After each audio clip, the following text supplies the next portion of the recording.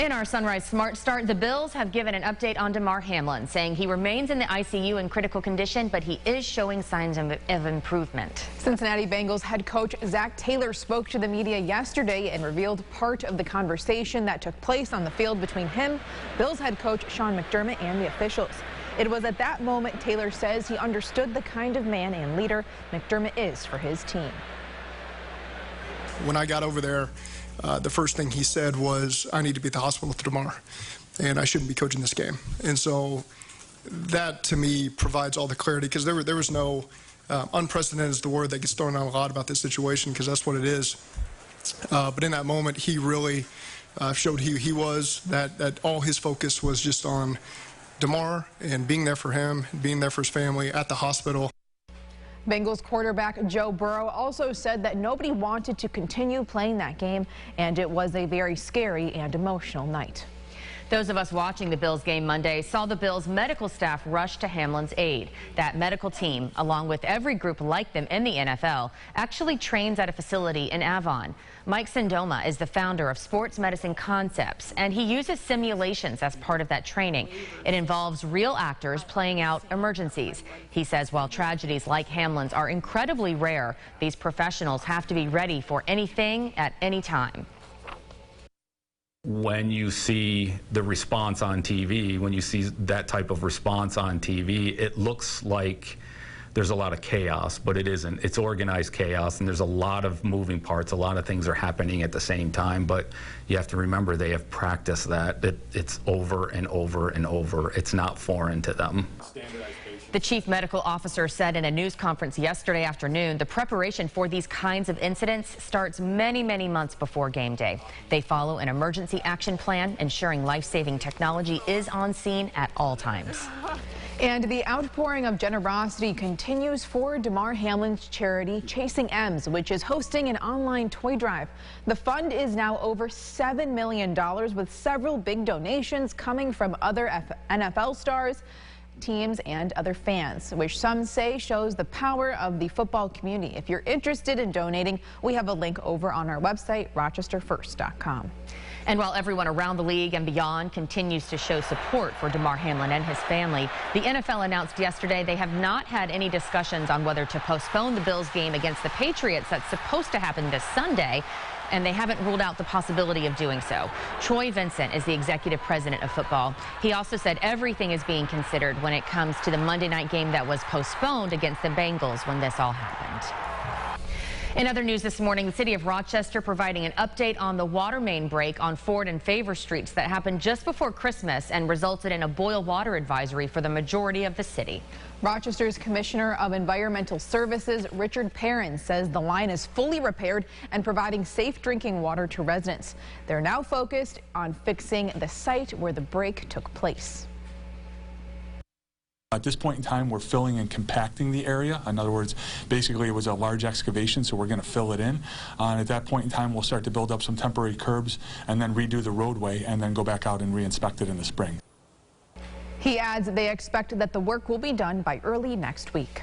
The announcement of $250 million in federal funding for numerous projects in the Finger Lakes region. It includes a good amount of money going to the Canandaigua Veterans Affairs campus. That campus will get $62.5 million and will use the funding to build a new state-of-the-art outpatient clinic complex. The complex would include 10 new housing cottages with 120 housing units for veterans. Senator Chuck Schumer was among the political leaders in Canandaigua yesterday making that announcement. We are now in this budget got the final piece of the puzzle done, the last $62 million to build the care facility and the housing for our vets. That means that we're able to take this facility from 20 years ago being about to close into one of the most modern, effective veterans facilities in the country. Some of the other projects on that budget funding list, $2 million will go to the Rochester Institute of Technology to bolster its chip research, and $1 million is slated for Strong's Emergency Department Modernization Project. That should increase bed capacity and is expected to create 1,800 permanent new jobs. From around the state now, lawmakers were back in Albany for the first day of the state's legislative session, which runs until June.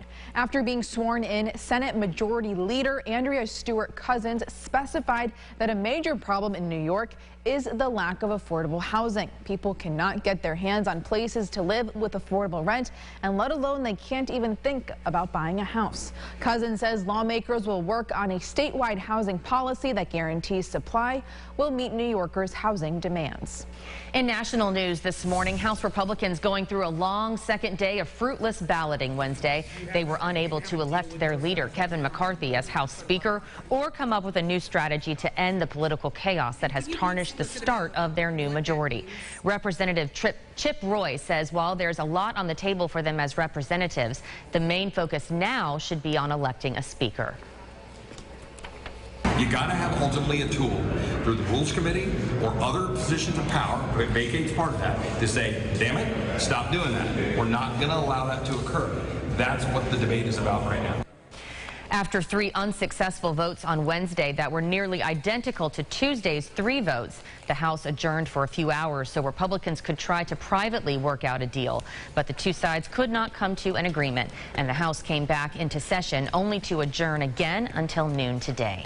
All right, let's check back in now with meteorologist James Gilbert for a look at today's forecast. James, if we want to get out for a morning walk today is not a bad day to do it. Oh, it's great. Yeah, so much better than we were yesterday, where we had the fog. There was some drizzle out there. Some temperatures, though, still not bad.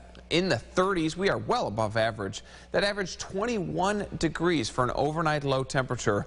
We are continually starting well into the 30s, so that's warm. Afternoon highs going to be running around 10 degrees above average, so we may catch a little bit of a sun spot this morning, but clouds increase as we get into the afternoon, and I do have some flakes in the forecast.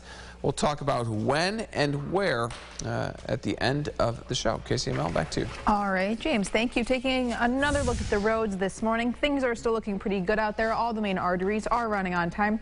We do have an accident, however, south of Fairport. This is on Mosley Road at Garnsey Road. If you're heading out the door this morning and that route is on your way into work, you might want to avoid the area. Otherwise, things are looking good this morning. 390, 490, 590 are all running on time. Well, we've been talking all about it, the lack of snow in Rochester, and this weather has been affecting businesses depending on the snow, like those offering ski and tubing. Bristol Mountain and Greystone Tubing are able to make their own snow, which solves these issues short term. They're able to keep operations open for visitors with their snow machines, which, according to Dusty Odenbach at Greystone Tubing, each generate about 85 gallons of water per minute, and they have 4 of them. However, the rain makes for slippery hills and also poses a problem for the snow that is man-made. And while folks don't see the snow, they don't even think of snow activities. This is probably a worst-case scenario. We can weather the warm temperatures pretty well. Over break, it got to low 60s, and the hill did fine. It's the rain that is really diminishes our snow. When people look outside their homes and they don't see snow, it's kind of out of sight, out of mind. But despite what it may look like outside, those at Bristol Mountain and Greystone Tubing encourage folks to still come out as they are still open, especially if you're new to skiing or snowboarding. Those at Bristol Mountain say that makes it a great time to learn. The city of Rochester receiving a $500,000 award toward the U.S. Environmental Protection Agency. It's coming to Rochester as part of the federal Brownfields job training program. The grant will be used to clean up and transform the brownfield sites, or former industrial and commercial sites that are now considered polluted. The city plans to use the funds to establish a new training program to train nearly 100 people and place them in environmental construction careers. Today, Pope Emeritus Benedict XVI will be laid to rest. But first, crowds of up to 100,000 people are expected in St. Peter's Square for a funeral mass similar to one that would be held for the death of a sitting pope. Tina Kraus reports from Rome. In a packed St. Peter's Square, the body of Pope Benedict was carried before crowds in a traditional cypress wood coffin. It's a solemn occasion as well as a historic one, with Pope Francis presiding over his predecessor's funeral. Pax vobis. Among the tens of thousands gathered in the shadow of St. Peter's Basilica, more than 100 cardinals, 400 bishops, and nearly 4,000 priests from all over the world. He was a great pope. He was a marvelous pope. The former pontiff requested a simple funeral before he died last week at the age of 95. Benedict lived in a monastery here at the Vatican after his surprise resignation nearly 10 years ago. He still wore white and spent most of his time reading and writing theology. Only Italy and Benedict's native Germany sent official delegations for the Mass, though royalty from Belgium and Spain, more than a dozen heads of state, and ambassadors to the Holy See from many nations also came to honor the former pope. After the funeral, Benedict's cypress coffin will be placed into a zinc coffin, and then both of those into a larger wooden coffin for a private burial in the grottos below St. Peter's Basilica. Tina Kraus, CBS News, Rome. The U.S. Conference of Catholic Bishops has called for a novena, or 9 days of prayer, in memory of Pope Emeritus Benedict XVI. That starts today. If you're feeling lucky, the Mega Millions jackpot now at $940 million. The jackpot can be paid out to the winner through an let me try this again. I'm just so excited about this. You got it. The jackpot can be paid out to the winner through an annuity over 29 years. And like many other winners, you can elect for a cash payout of a measly $483.5 million. The next drawing will be held on Friday night. Good luck. James, I am tongue-tied over this. Just so excited. Right. If you could buy the weather, I'm sure we would be buying some sunshine. Yeah. That would be a great snow thing. Wherever you land on scale. Well, you know, there's this thing called cloud seeding where you can actually put particulates into the air that create clouds, and then you can create snow out of it, believe it or not. Okay, let me do that then. There you go. They do it out at some of the ski resorts out in Colorado and things like that when they don't have any snow. That's pretty cool. Yeah, it's not an issue out there. There are some legal issues when it comes to creating snow. Maybe some ethical issues as well? There we go. Yes. Oh, yeah. Can of worms there with that one. 8-day forecast here. We've got a beautiful afternoon, mostly cloudy but comfortable, and we don't see any snow showers there. Keep an eye out. Some flakes fly for Friday that could carry into Saturday as well. All right, I'm going to say goodbye before I get tongue-twisted anymore. Have a great day, everybody. Our next update is coming up in 30 minutes. CBS Mornings is next. We'll see you all tomorrow right back here on News 8 at Sunrise. Follow News 8 wherever you are on RochesterFirst.com, Facebook, Twitter, and on our app for news and weather.